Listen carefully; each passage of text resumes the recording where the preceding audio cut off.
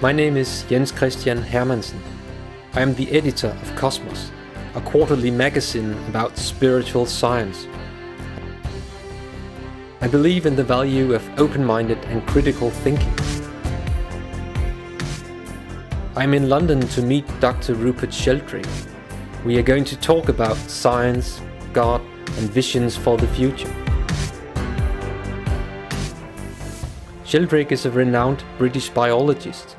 He's the author of more than 80 scientific papers and 10 books. He has previously been ranked among the top 100 global thought leaders, but he is also a controversial figure. He is part of a group of scientists and philosophers who are currently exploring the intersection between science and spirituality.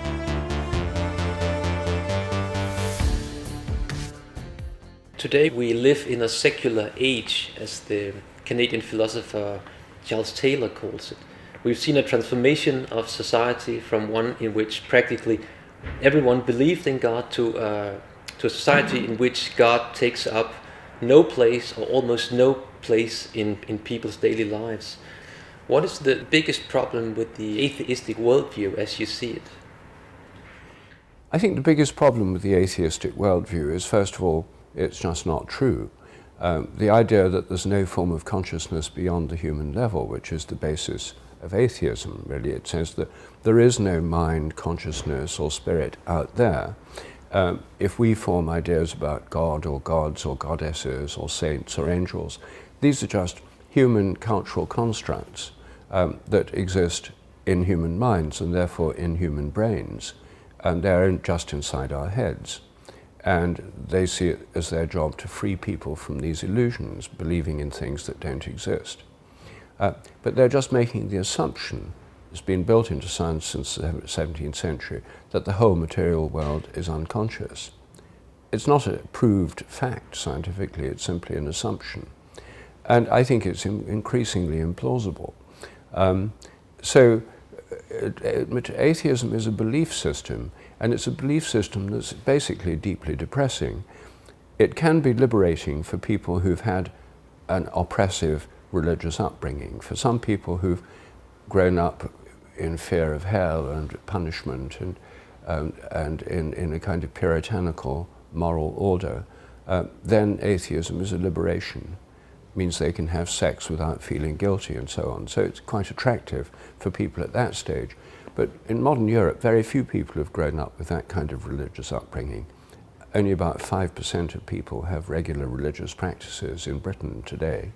The vast majority of children grow up with no religious practice and no religious role models and no religious doctrine and no religious oppression. So atheism doesn't have that liberating effect, but it does have a depressing effect, that it says the whole world is basically pointless. Evolution's not going anywhere, it's just blind chance. The universe is not going anywhere, it's pointless and purposeless. Your mind's nothing but your brain, and when you die, it's all just wiped out. Your consciousness ceases forever. And it's basically a depressing worldview, and I think it's not a surprise that the predominant psychological problem of Western secular countries is depression. A massive scale of depression. We have millions and millions of people taking antidepressants to counteract depression. And if you have a depressing worldview, I don't think that's surprising. I would like to return to the question of God. Do you believe in God? Yes, I believe in God. But I come to my belief in God largely through experience. The experience of being connected to a consciousness vastly greater than my own, rather than through logical proofs. And I think that by God I mean a consciousness greater than our own that underlies the whole universe and underlies all conscious minds within it. Of course, I don't think of God as a man with a white beard sitting on a cloud. A lot of people think that the God they disbelieve in is that they have a childish vision of God, and they say, I don't believe in God.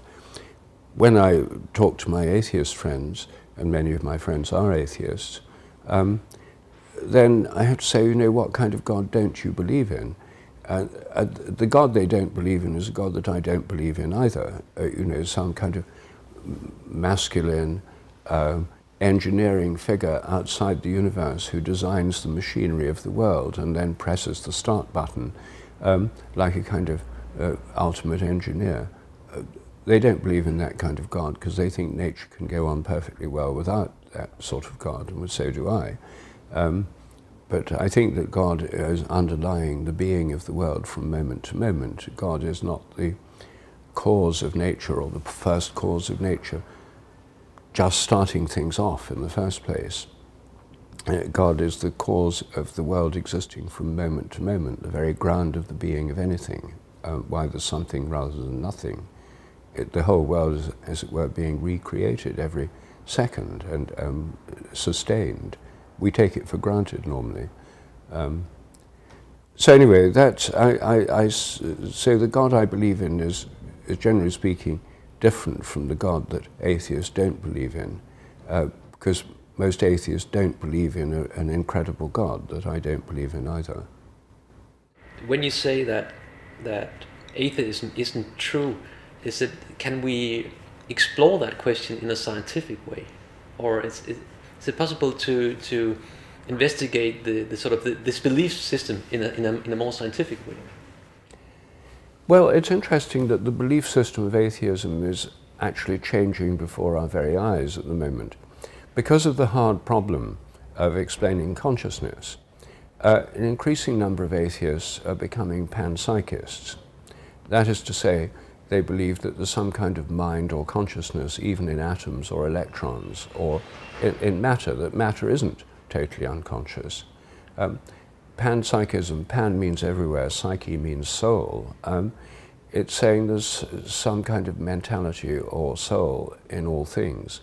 The reason they do that is because if they say that some kind of mind in electrons and in atoms and in molecules and in cells, then the appearance of consciousness in human beings is no longer a kind of miracle. It's a difference of degree, but not of kind. Whereas old-style materialism, appearance of consciousness is a difference of kind. It's a totally different sort of thing, which they can't explain. So there's a general move now among philosophers of mind and materialists to adopt panpsychism, which is really an updated form of animism, the belief that we live in a living world, that the whole universe is alive. Most of them have not thought through what this means. When they discuss the consciousness of electrons and so on, it's all rather academic. I think the best way to see its implications is to think about the possible consciousness of big things, like the sun.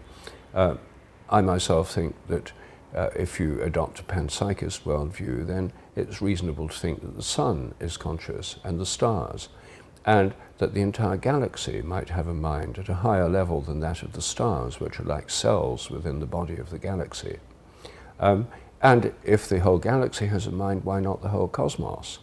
And that's, after all, what our ancestors thought. They believed in the anima mundi, the soul of the world, that the whole universe had a mind. So I think that present-day materialists, when they switch over to panpsychism, aren't really aware of what a slippery slope they're on, because as soon as they adopt a panpsychist point of view, which I think is a much healthier one than old-style materialism, then it becomes, it soon turns into a kind of animistic worldview, and then that quickly turns into a kind of pantheism, because if the whole universe is conscious, then is that consciousness God? Then we get into a traditional argument. Is pantheism, it's a theological argument. Is the mind of the universe the ultimate reality, or is there a transcendent mind which goes even beyond the mind of the cosmos, and which all religions have thought there is. So within modern theology, I think one of the most interesting moves is towards a panentheistic view of God. Panentheism is different from pantheism, which says everything is God, and God is everything. Panentheism says that God is in all nature, but is not. Nature is also in God, so nature is in God and God's in nature, panentheism. So there's a transcendent aspect to God that goes beyond the universe. I think that's the most reasonable view myself. In a lecture that you gave at Hollyhock in Canada some years ago, you said, and I quote here, "From panpsychism we get the idea of perhaps a cosmic consciousness." And panpsychism, you've already told a bit about that. It's a particular idea of consciousness. It's an idea that's becoming increasingly popular today. How do we get to an idea of God from panpsychism? Well, I think what we get to from panpsychism is the idea of the universe. If you take panpsychism far enough, if galaxies have a kind of mind or consciousness, if galactic clusters have mind or consciousness, then what about the entire universe? And if the whole universe has a kind of consciousness, then we get back to the question we've already discussed. Is that God, or is there also an element of divine consciousness that transcends the universe as well as pervading it? But the idea that there's a consciousness beyond and more inclusive than our own level, I think is true of any thoroughly thought out panpsychist doctrine. If the sun is conscious, for example, then the consciousness of the sun would pervade the entire solar system, which is like the body of the sun. And the sun may know what's going on here on Earth. I mean, all traditional cultures portray the sun as having eyes, as seeing what's going on here. The Malay word for sun is matahari, the eye of the day. And the name we give to the flower, the daisy, is the same idea. The daisy has a center with all those rays like the sun, and the daisy means, in English, it means day's eye. It's the eye of the day. The Greeks, the Egyptians portrayed the sun as the eye of Horus in the sun. So the consciousness of the sun may be witnessing all that's happening here on Earth, and that may be part of the consciousness of the galaxy, which may be aware of everything that's happening within the galaxy. So we're embedded within greater forms of consciousness, even just looking at the physical world that surrounds us, without going to levels that may lie beyond that, further beyond that, like the ultimate divine consciousness. So I think panpsychism leads us to the idea of more inclusive levels of consciousness, not just one level, but many. And the traditional view in the Judaic and the Islamic and the Christian worlds is that there are indeed many levels of consciousness between the human and the divine, traditionally called angels. Now angels are not, in my view, beings with wings that, as you see in stained glass windows, they're kind of the intelligences of the stars and the planets and the guiding intelligences of nature. The Hindus call them devas. So all traditions have the idea of many, many forms of consciousness beyond the human level. The most extreme forms of Protestantism sort of collapse them down, so it's just humans and God, and the rest of nature's left out, and so are all the other levels of consciousness. And I think that's an extremely stripped down and unsatisfying view of the relation between ourselves and God and nature. So, according to your view, the universe would be God's organism or something like that, if that's correctly understood. Yes, I think it's the kind of organism that's inherent within God. In a sense, you see, the central part of the Christian message is that God can actually exist within a natural form. It can be incarnated as Christ. So the idea that it's not that God's separate from nature, but God's actually, through the incarnation of Christ, actually leading a human life on earth, eating and drinking and so on, and existing within nature and meditating in the mountains. But also the other part in Christian theology is that the second person of the Holy Trinity is not just the historical Jesus of Nazareth, but is the Logos, the creative formative principle, a bit like the Platonic realm of ideas, through which all things are made. And the Holy Spirit is the energy that enables them to come into being. So the whole universe is like the cosmic Christ. It's like the the incarnation of God in the entire universe.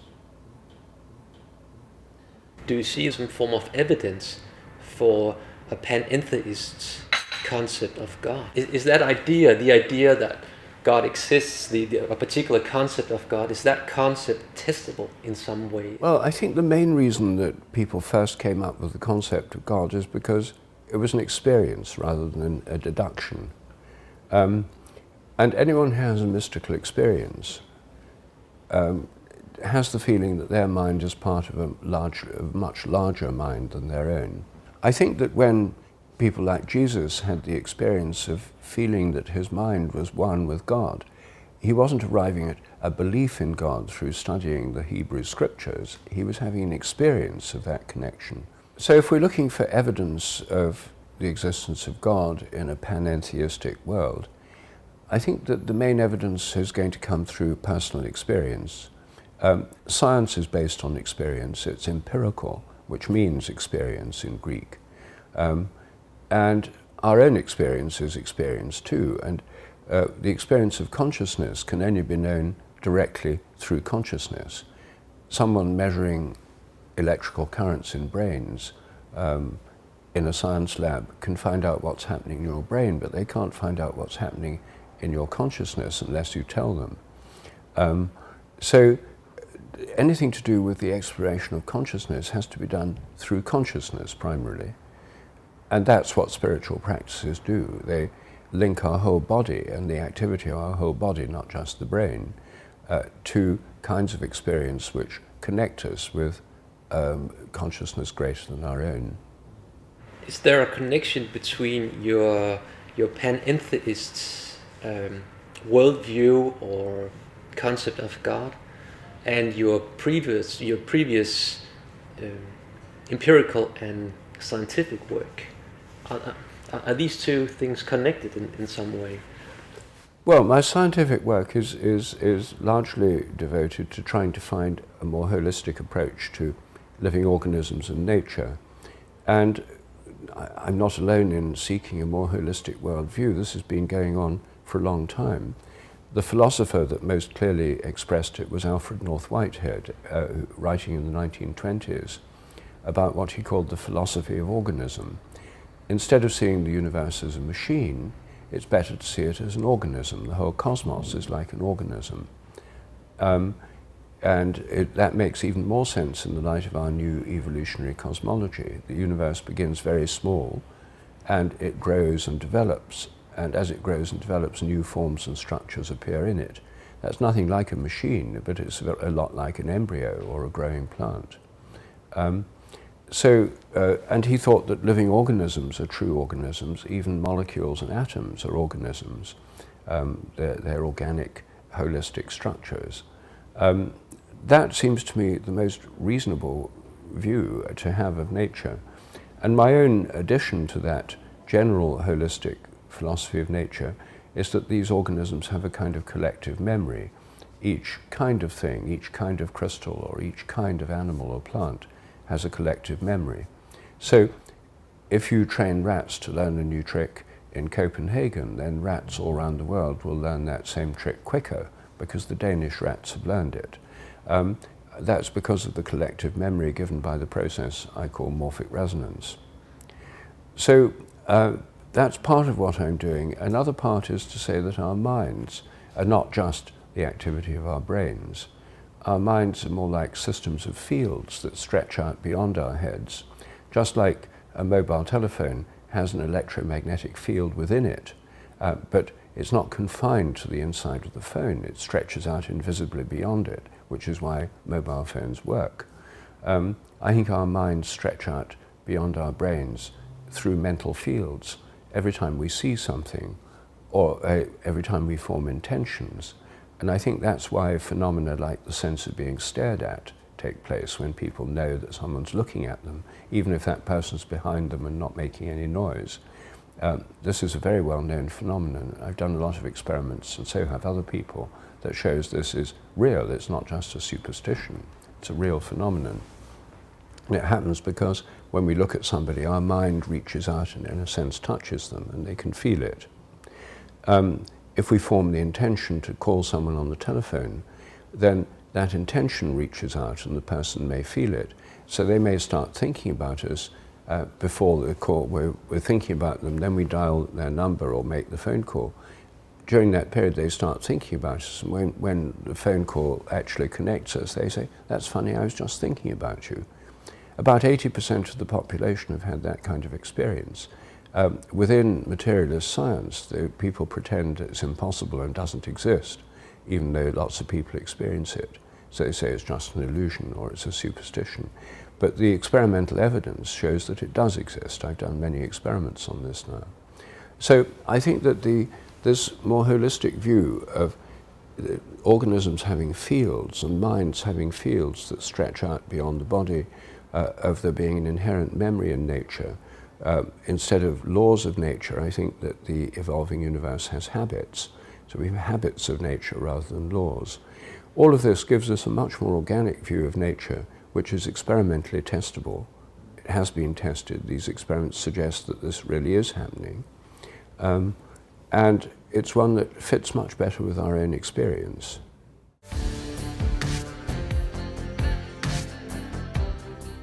Thank you for watching. Please join us for our final episode about visions for the future.